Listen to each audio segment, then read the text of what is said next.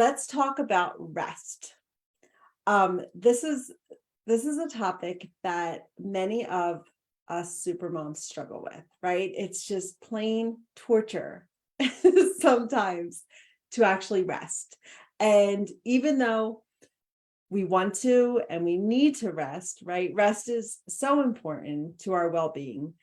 It is so hard to do. Am I right? Like, it is just really hard to put everything aside, sit down, and rest. And so that's why I wanted to talk about that today. So why is resting so hard? Well, first of all, your brain detects that there's danger in rest. Evolutionary speaking, right? Like nomads, like they had to continually stay on the move. So we got like just to stay safe, just for survival. And so they evolved to like stay busy and moving to stay awake, or not stay awake, stay alive, because our brain wants to keep us safe, right? We are wired for survival. And when you sit still, you are vulnerable, right? And back in the day, back in the caveman day, you're vulnerable to attack from like saber-toothed tigers or whatever, like, so it was in our like human capacity, like in our human makeup, that we were wired to move so that we can survive. When we can't rest, we end up thinking something is wrong with us. Like, why can't I just sit still?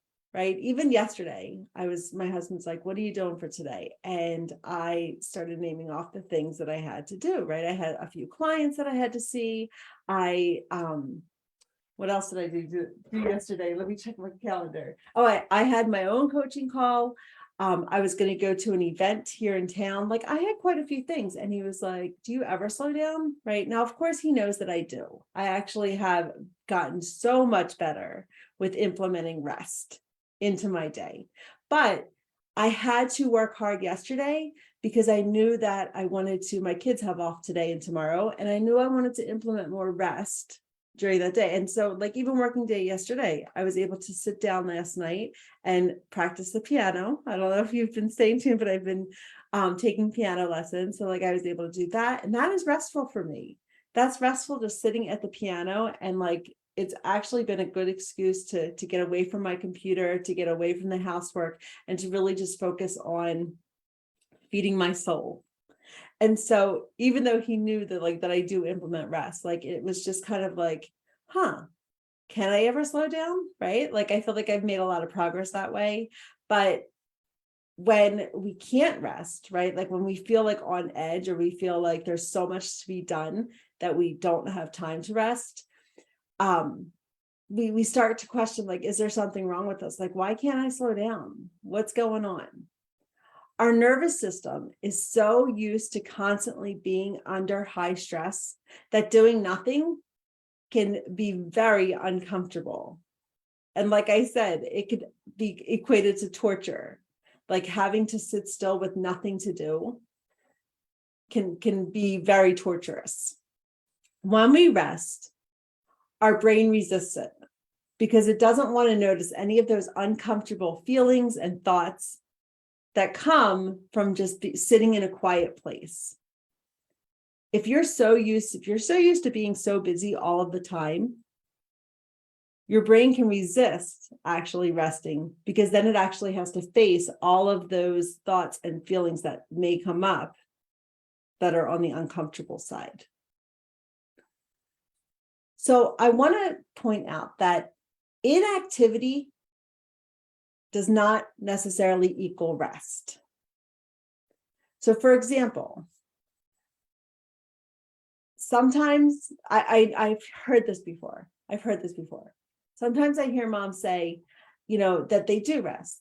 They'll sit down and they'll scroll social media, or they'll binge on their favorite shows on Netflix, and they consider that rest.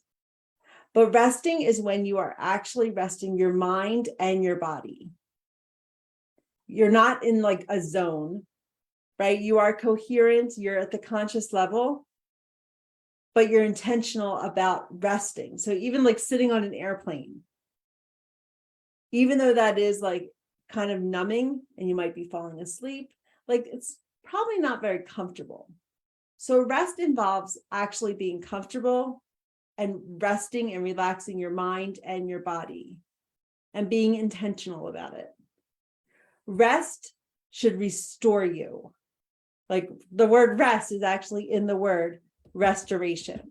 So when you rest, you should come out of that feeling rested, feeling restored and refreshed, feeling like you actually did rest.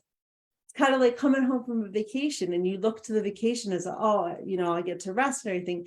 And then you come back from the vacation, you're like, dang, I need a vacation from the vacation. And so making sure that your definition of rest, because rest is not all like a one fits all kind of thing, but making sure that your definition of rest, or like what you're doing to rest, actually restores you and doesn't drain you. Because if it's draining you, then it's not proper rest. So I wanted to share with you today something I learned from she's not a doctor. Or yeah, actually she is a doctor. She is a doctor. She's got the MD at the end. Saundra Dalton Smith. So Dr. Dalton Smith has done a lot of research on rest. And if you're interested in finding out more, she's done TED Talks about it. I don't know how many TED Talks, but she's done at least one. I'm just checking my messages, right? My comments real fast, not my messages. I'm going to check my messages in the middle of doing a Facebook Live. But she has done at least one TED Talk all about the 7 types of rest. And I wanted to share them with you today as we're talking about this subject so that you can get an idea of ways to rest and making sure that you're getting the proper rest. So the first type is physical rest. And this is just like passive. This could be passive, such as sleeping or napping, or it could be active rest. And this is again falls under that physical realm. Yoga, stretching, massage therapy, right? Like getting massages. That is all part of relaxing your mind and your body, but it's considered a physical rest. So physical rest can be active or passive. Mental rest. This is taking short breaks throughout your workday, like walking away from your computer, from the meetings, from the pressure, and going outside or going to get a drink of water, right? Like doing things throughout the day to give your mind a rest. The third type is sensory. And this, again, is like that break from screens, right? Like from the overstimulation, from computers, from background noise, right? Like turning the TV off so you don't have that background noise. This is also a break from multitasking. And I've done podcast episodes and I've done Facebook Lives all about the dangers of multitasking and how it can exhaust you and add to your overwhelm. So when you take a break from multitasking and you're focusing on just one task at a time, that's going to be a sensory type of rest. The next one is a creative rest.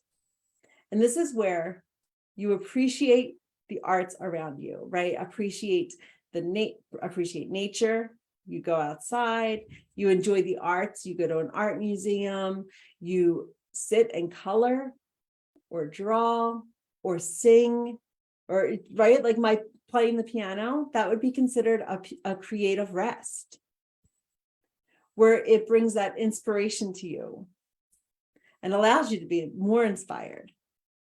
The fifth type of rest is emotional rest. And this is having the time and the space to feel your emotions and to freely express them. So this might be therapy or journaling or doing something that's going to help you get in touch with those thoughts and feelings that are inside you. The sixth type of rest is social.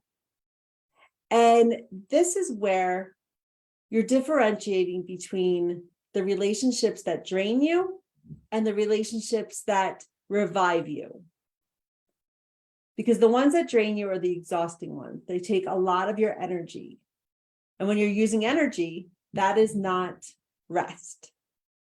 But when you are being around people who are reviving you, that you can be fully present, you can be your authentic self, that's going to give you energy. And that's going to be that restoration piece.